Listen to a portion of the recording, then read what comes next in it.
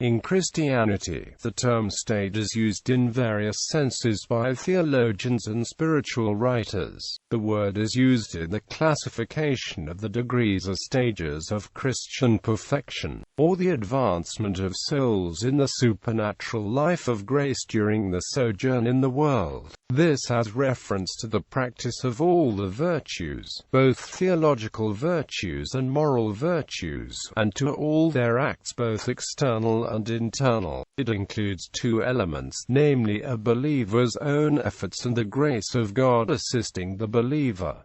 Division of states. Most of this article is written from the viewpoint of the Catholic Church and is derived from the Catholic Encyclopedia, which proposes to give its readers full and authoritative information on the entire cycle of Catholic interests, action and doctrine. This article takes up the latter of the senses described in the introduction. According to the various classes of souls who aspire to perfection in this life, the Catholic Church Fathers and theologians distinguish three stages or states of perfection. These are the state of beginners, state of the progressing, and state of the perfect. These states are also designated ways because they are the ways in which God guides souls to Himself. This traditional division of the spiritual life has been maintained since Pseudo-Dionysius, late 5th century Christian theologian, and the three states can be named, respectively, the purgative way, the illuminative way, and the unitive way. Among the condemned propositions of Miguel de Molinos, the author of the Quietist Spiritual Guide, was the following: these three kinds of way, the purgative, illuminative, and unitive, are the greatest absurdity in mystical theology. Various descriptions and elaborations of these three ways are given by theologians e.g. Teresa of Avila and John of the Cross.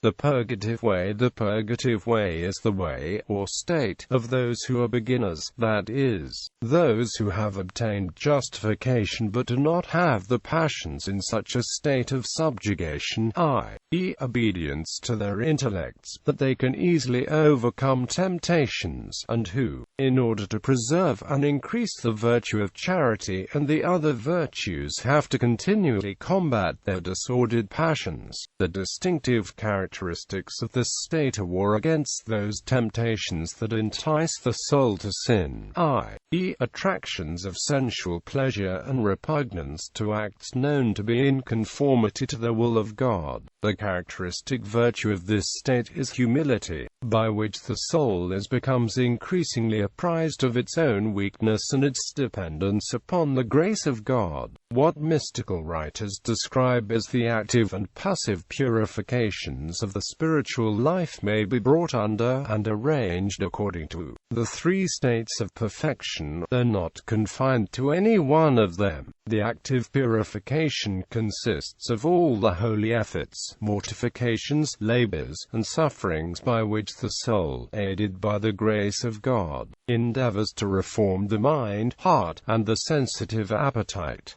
This is the characteristic work of the purgative way. The passive purifications are the means God employs to purify the soul from its vices and to prepare it for the exceptional graces of the supernatural life. In the works of St. John of the Cross OCD, these purifications are called nights, and he divides them into two classes: the night of the senses and the night of the spirit. In the state of beginners, the soul is often favored by God with what are called sensible consolations, because they have the beginning and are felt chiefly in the senses. They consist in sensible devotion and a feeling of fervor arising from the consideration of God's goodness, vividly represented to the mind and heart, or from external aids, such as the ceremonies of the Church. These consolations are often withdrawn by God and followed by a state of desolation. At this point the passive purification of the senses begins. The illuminative way is that of those who are in the state of progress and have the passions better under control, so that they easily keep themselves from mortal sin, but who do not so easily avoid venial sins, because they still take pleasure in earthly things and allow their minds to be distracted by various imaginations and their hearts with numberless desires, though not in matters that are strictly unlawful. It is called the illuminative way, because in it the mind becomes more and more enlightened as to spiritual things and the practice of virtue. In this grade charity is stronger and more perfect than in the state of beginners. The soul is chiefly occupied with progress in the spiritual life, and in all the virtues, both theological and moral. The practice of prayer suitable for this state is meditation on the mysteries of the Incarnation, the life of our Savior, and the mysteries of His sacred Passion.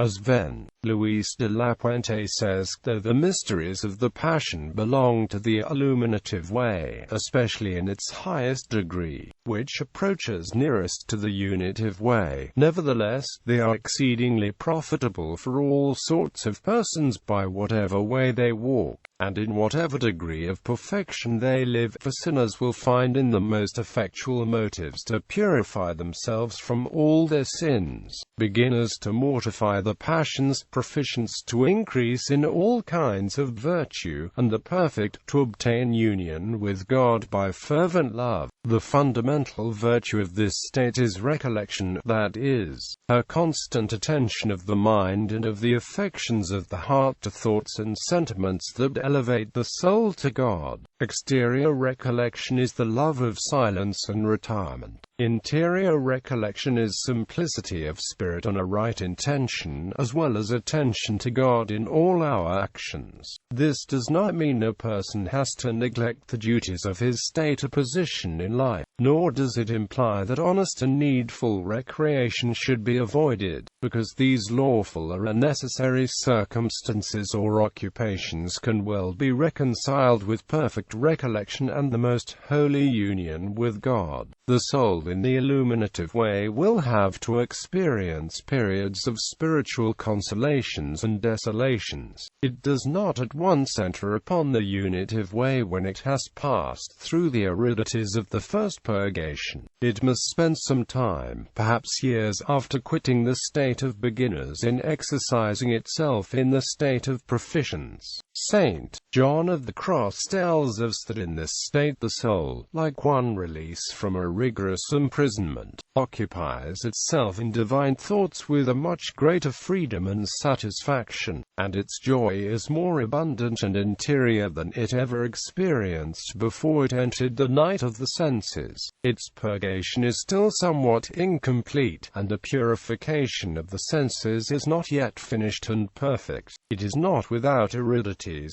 darkness, and trials, sometimes more severe than in the past. During the period of desolation it will have to endure much suffering from temptations against the theological virtues and against the moral virtues. It will have to endure sometimes other diabolical attacks upon its imagination and senses. Also, God will permit natural causes to combine in afflicting the soul, such as the persecutions of men, and the ingratitude of friends. Patient suffering and resignation have to be borne during all these trials, and the devout soul should remember the words of Blasius: "Nothing more valuable can befall a man than tribulation, when it is endured with patience for the love of God, because there is no more certain sign of the divine election." But this should be understood quite as much of internal as of external trials people of a certain kind of piety forget. And again he says, "It is the chain of patient suffering that forms the ring with which Christ espouses a soul to himself." The unitive way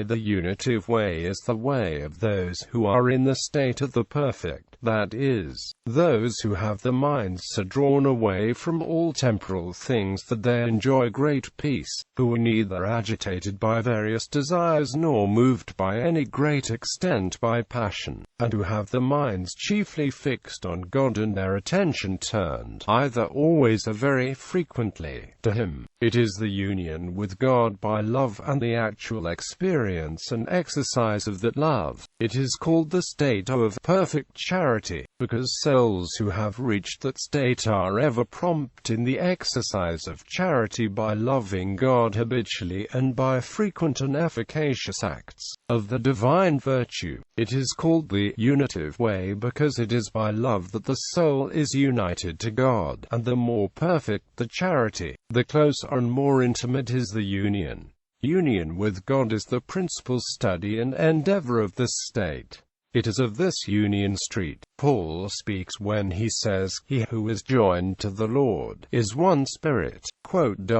Souls thus united to God are penetrated by the highest motives of the theological and moral virtues. In every circumstance of their lives the supernatural motive that ought to guide their actions is ever present to the mind, and the actions are performed under its inspiration with a force of will that makes their accomplishment easy and even delightful. These perfect souls are above all familiar with the doctrine and news of consolations and desolations. They are enlightened in the mysteries of the supernatural life, and they have experience of that truth proclaimed by St. Paul when he said, "We know that to them that love God, all things work together unto good, to such as, according to his purpose, are called to be saints." The form of prayer suitable to persons in the unitive way is the contemplation of the glorious mysteries of our Lord, His resurrection, appearances, and ascension, until the coming of the Holy Ghost, and the preaching of the gospel. These mysteries may also be the subject of meditation for beginners and for those in a state of progress, but in a peculiar manner. They belong to the perfect. Union with God belongs substantially to all souls in a state of grace, but it is in a special manner the distinguishing characteristic of those in the unitive way or in the state of the perfect. It is in this state that the gift of contemplation is imparted to the soul, though this is not always the case, because many souls who are perfect in the unitive way never receive in this life the gift of contemplation, and there have been numerous saints who were not mystics or contemplatives and who nevertheless excelled in the practice of heroic virtue. Souls, however, who have attained to the unitive state have consolations of a purer and higher order than others, and are more often favored by extraordinary graces, and sometimes with the extraordinary phenomena of the mystical states such as ecstasies, raptures, and what is known as the prayer of union. The soul, however, is not always in this state free from desolations and passive purgation. St. John of the Cross tells us that the purification of the spirit usually takes place after the purification of the senses. The night of the senses being over, the soul for some time enjoys, according to this eminent authority, the sweet delights of contemplation. Then, perhaps when least expected, the second night comes, far darker and far more miserable than the first, and this is called by him the purification of the spirit, which means the purification of the interior faculties, the intellect and the will. The temptations that assail the soul in this state are similar in the nature to those that afflict souls in the illuminative way, only more aggravated, because felt more keenly, and the withdrawal of the consolations of the Spirit they have already experienced in the greatest affliction. To these trials are added others, peculiar to the Spirit, which arise from the intensity of the love for God, for whose possession they thirst and long. The fire of divine love can so dry up the spirit and enkindle its desire for satisfying its thirst that it turns upon itself 1,000 times, and longs for God in 1,000 ways, as the psalmist did when he said, "For thee my soul hath thirsted, for thee my flesh. Oh, how many ways! There are 3 degrees of this species of suffering, designated by mystical writers as the inflammation of love, the wounds of love, and the languor of love. States of consolation and desolation. Consolation and desolation may be said to be phases of the various stages or states of the spiritual life, rather than distinct states to themselves. Consolation in the spiritual order. Consolation is of 3 kinds. The first kind, known as sensible consolation, has its beginning and is felt chiefly in the senses or sensible faculties. It consists of sensible devotion and a feeling of fervor arising from the consideration of God's goodness vividly represented to the mind and heart, or from the external aids and ceremonies of the Church. It is not to be disregarded on this account because it leads us finally to good. Saint Alphonsus says, "Spiritual consolations are gifts much more precious than all the riches and honors of the world, and if the sensibility itself is aroused, this completes our devotion, for then our whole being is united to God and tastes God." The second kind of consolation, which is often the result of the first, and usually remains with the third, is characterized by its facility and even a delight in the exercise of the virtues, especially the theological virtues. Saint Ignatius says that any increase in faith, hope, and charity may be called a consolation. By this kind of consolation the soul is raised above the sensible faculties, and in the absence of sensible consolation, truth is perceived at a glance. Faith alone operating, enlightening, directing and sustaining the soul, and fervor of the will succeeds to sensible fervor. We should be thankful to God for consolations of this kind and pray for the continuance, and it is these we ask for in the prayer and egard usually recited after communion. The third kind of consolation affects the higher faculties of the soul, namely the intellect and the will, and in a more perfect way than the second. It consists in special tranquility and peace of soul, and is the result of the firm determination of the will to live for God with entire confidence in His grace.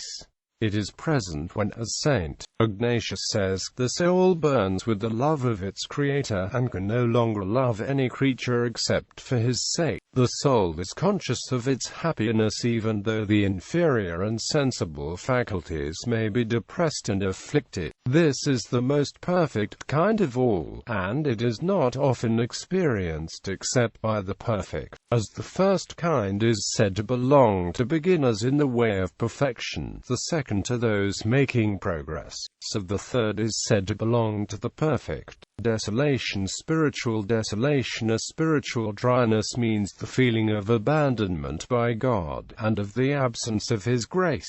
This feeling of estrangement may arise from various causes. It may be the result of natural disposition or temperament, or of external circumstances, or it may come from the attacks of the devil, or from God Himself when for our greater good He withdraws from us. Spiritual consolation. In contradistinction to consolation, spiritual desolation may be of 3 kinds. The first is called sensible desolation and is the opposite of sensible consolation. It includes aridities, dissipation of mind, weariness, and disgust in the exercises of piety, and it is often experienced by beginners in the practice of mental prayer. It may coexist with consolation of a higher order, just as in the natural order, we may experience pain of body and joy of soul at one and the same time. The second kind of desolation affects the intellect and will, and consists in the privation of the feeling of the presence of the supernatural virtues as described by St. Teresa of Avila in her life. This trial is extremely severe, but if generously accepted and patiently endured, it may be turned into great merit, and many fruits of sanctity will be the result.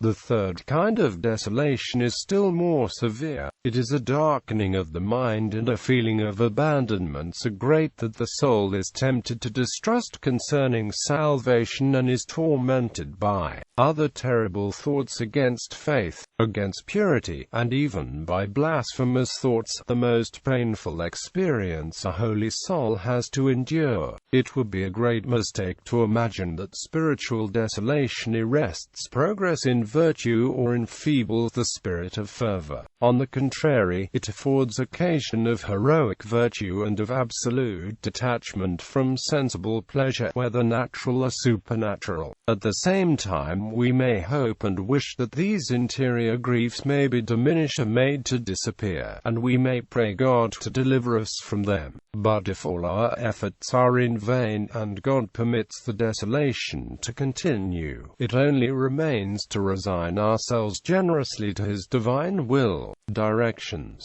Francisco Suarez teaches that these three states are never so distinct that any one of them may not participate of the other two. Each of them takes its name and character from that which predominates in it, and it is certain that no one can attain to such a state of perfection in this life that he may not or cannot make further progress. God sometimes withholds the favors of the unitive way from many faithful and fervent souls who have advanced generously in the degrees of the purgative and illuminative ways. As regards the gift of contemplation, it is sometimes granted to the imperfect and even to beginners so that they may taste of its sweetness. Souls by the exercise of Christian asceticism can prepare themselves for this intimate communication with God, but they should await with humility and patience the time and occasion for the better understanding of the three states or ways in the relations to each other and their effects upon souls tending toward perfection. The following directions and observations may be useful. The three states or ways are not so entirely distinct that there may not appear in any one of them something of the other two. In each and all of them is found the effort and care to preserve and guard the soul from sin. Though this is said to belong to the purgative way, in each virtue has to be practiced, and from its practice light and progress result. Again, in each of them the soul gives itself to God to live in Him and for Him the supernatural life which He imparts to it, and this may be said to be the commencement of the unitive way. The characteristic and distinctive feature of these states is determined by the form which is dominant in the soul in its efforts toward perfection. When strife and fear predominate, the soul is said to be still in the purgative way. If charity is dominant above all, the soul is in the unitive way, but so long as this mortal life lasts. For the strong and the feeble there will always be the labor and activity of purgation, illumination, and of union in the work of supernatural perfection. Suarez teaches this doctrine in very distinct terms. These three states, he says, are never so distinct that any one of them may not participate of the other two. Each of them takes its name and character from that which predominates in it, and it is certain that no one can attain to such a state of perfection in this life that he may not or cannot make further progress. According to the usual manner of advancement, the majority of souls are gradually raised to the state of perfect union after passing through the states of purification and illumination. But this rule is by no means absolute, and a miraculous intervention of an extraordinary grace may bring a soul suddenly from the lowest depths of moral abjection to the most sublime heights of charity, as may be seen in the case of St. Mary Magdalene and other celebrated penitent saints. On the other hand, we may find saints in whom the purgative state may predominate even to the end of their lives, and God sometimes withholds the favors of the unitive way from many faithful and fervent souls who have advanced generously in the degrees of the purgative and illuminative ways, and who have all along preserved the fervor of holy charity, which is the essence and crown of perfection. As a rule, supernatural phenomena of mysticism appear in the most perfect state, namely that of union. One special favor of the mystical life, namely spiritual espousals, supposes the unitive way, and cannot be ascribed to either of the inferior grades of perfection. Many of the other mystical favors, such as ecstasies, visions, locutions, etc., may be found, by way of exception, in the less advanced stages of the spiritual life. As regards the gift of contemplation, although it is proper to those who perfect in virtue and holiness, still it is sometimes granted to the imperfect and even to beginners, so that they may taste of its sweetness. Souls, by the exercise of Christian asceticism, can prepare themselves for this intimate communication with God, but they should await with humility and patience the time and occasion in which they are to be introduced by the heavenly spouse into the mystical state of contemplation, in order to decide as to the dispositions required for frequent and daily communion. It is no longer necessary for a spiritual director to find out or to judge whether a soul is in one or other of these states according to the rules laid down by some modern theologians. All that is now required, as stated in the first clause of the decree of the Sacred Congregation of the Council of the 20th of December 1905, is that the recipient be in a state of grace and approach the holy table with a right intention. As already stated, these three states are not easily distinguishable, and the lines of demarcation between them cannot easily be discerned, and therefore could not have been regarded as at any time as very useful as a rule of guidance for frequent communion. Now the rule is inapplicable, for those in the purgative way may receive Holy Communion just as often as those who are in the illuminative and unitive, as is evident from the decree referred to. We are not, however, to suppose that the rules given by theologians and ascetical writers, founded as they are on the teachings of the ancient fathers, with regard to Holy Communion according to the three states or ways, no longer serve for edification. They indicate to us what is to be expected as the fruits of frequent communion received worthily. Frequent communion is the chief means of preserving and perfecting in our souls the spiritual life, and of supporting them in all its ways. Bibliography. Reginald Garrigou-Lagrange. The Three Conversions in the Spiritual Life. Tan Books and Publishers. ISBN 9780895557391. The Three Ages of the Interior Life by Reginald Garrigou-Lagrange.